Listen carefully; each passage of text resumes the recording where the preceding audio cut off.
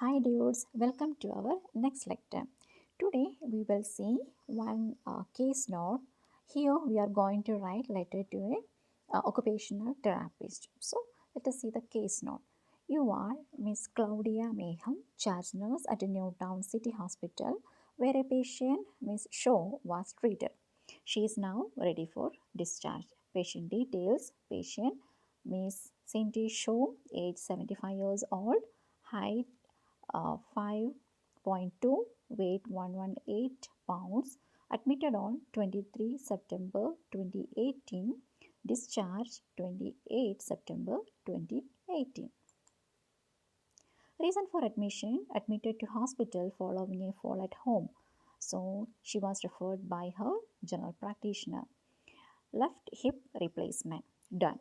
Medical history: diabetes mellitus, diagnosed 20 years, pre-course 25 mg tablet, no other comorbid conditions.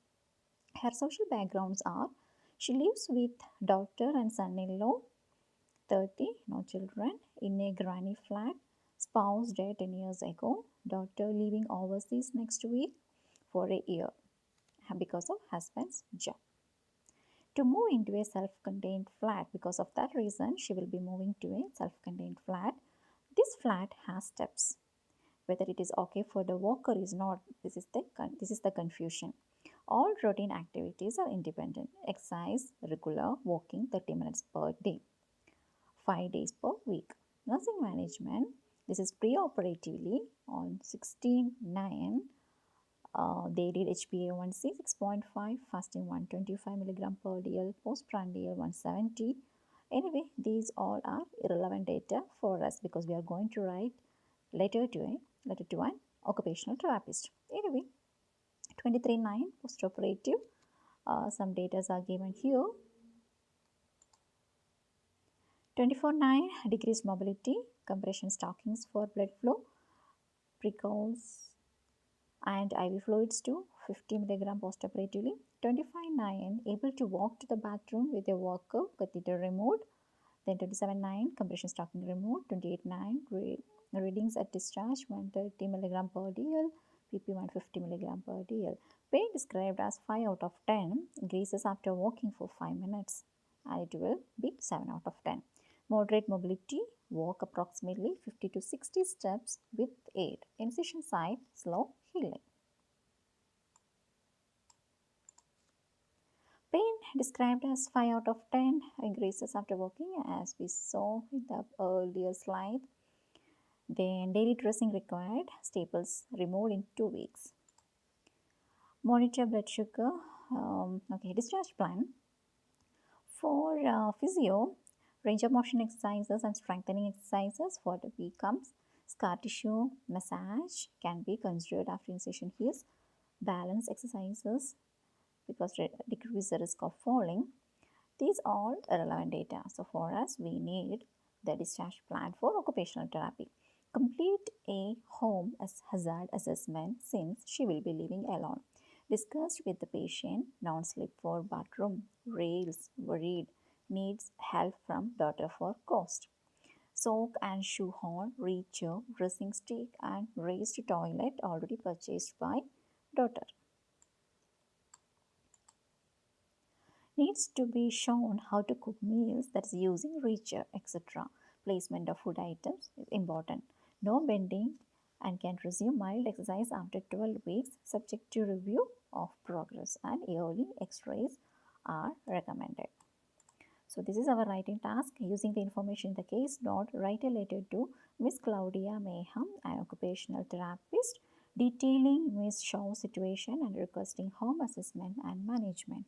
Address the letter to Miss Claudia Mayhem, Newtown, Occupational Therapy, 10 Johnstone, Newtown. So let us see how to write the letter. Let us start with the date and address, 28 September 2018, and the address is Miss Claudia Mayhem, Occupational Therapist, Newtown Occupational Therapy, 10 Johnstone, Newtown. Just you have to copy and paste your date and address from your case note. Keep it in your mind. Please don't keep any commas in address and the date format. It should be same. all over your letter format. In salutation, dear Miss Mayhem, you have to indicate only the surname. Regarding Miss Clinty Shaw, aged 75. Only here you can use the comma in between. We will go to the introduction paragraph. I am writing to refer Miss Clinty Shaw, who is recovering from left hip replacement surgery. She requires home assessment and management. She is said to be discharged today. So here we should have three sentences same like this. We have to introduce the patient name and what is the recent present medical condition and what is the requirement and discharge status. That is, I am writing to refer. Patient name, full name should be written here, and the recent present medical condition is recovering from the surgery, and the requirement is she requires home assessment and management, and the discharge status is she is said to be discharged today.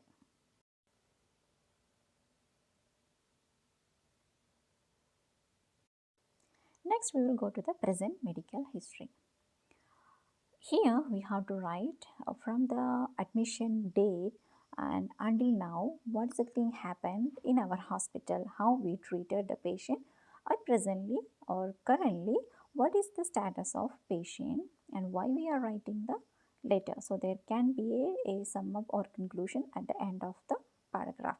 So Miss Shaw, here we have to write the surname. Miss Shaw was admitted on 23 September 2018 following a fracture sustained after a fall. Thus, she underwent the surgery. Because we are going to write, we are writing the letter to an occupational therapist. So, no need to write any irrelevant data regarding the medical treatment what we have given. So, simply we can sum up here. Post-operatively, her mobility has decreased. However, she is able to walk to the bathroom with the help of a walker and can walk about 50 to 60 steps with the help of walking aid. But she complains severe pain after walking, for which she is on pain medication. So this is like a conclusion. What is the ability of the patient regarding, after going home? After going home, whether she can cope up with the situation or no, or else currently what is her status of mobility.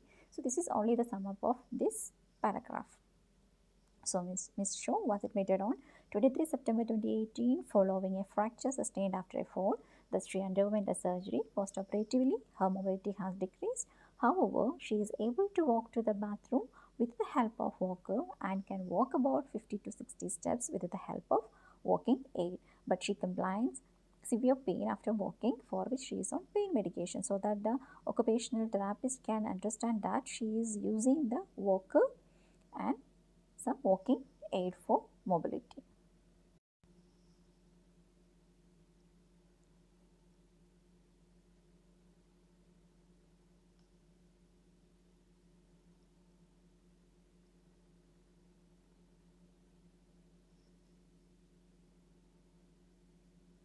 Next, we will go to the social history paragraph. Miss Shaw is a widow and lives with her daughter, who is moving to overseas by next week for 1 year. So in this paragraph, this is important paragraph for the letter to an occupational therapist, because here we are going to write the relevant data behind the reason for the letter. Because here her daughter is actually just now they finished the hospitalization, ready to be discharged, but within a week her daughter is leaving, and for 1 year she will not be there. For that 1 year, our patient is going to stay alone in a self-contained flat, but that flat has some problem. It's not this flat is not occupied with essential equipment. So we are writing the letter to an occupational therapist to assess the home and to make relevant arrangements. So Ms. Cho is a widow and lives with her daughter, who is moving to overseas by next week for 1 year.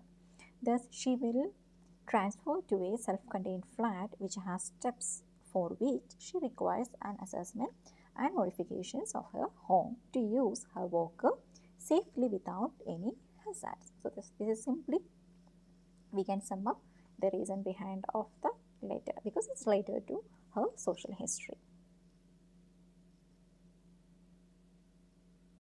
In next paragraph, we are going to tell about the recommendations. So here we can sum up what all the things her daughter already arranged and what all the things need to be arranged by the occupational therapist. It would be appreciated if you could visit Miss Shaw's home and complete a home hazard assessment since she will be living alone. Kindly discuss with her regarding the non-slip mat for bathroom and side rails. Please note some equipment such as sock, shoe horn, reacher, dressing stick and toilet razor are purchased by her daughter. So this is half of the recommendations. We can see in the next slide the remaining. So here we are requesting to make an home hazard assessment because she is going to live alone. So here we are requesting him to discuss with her regarding the non-slip mat for the bathroom and what all the things they kept like a newly, such as side rail.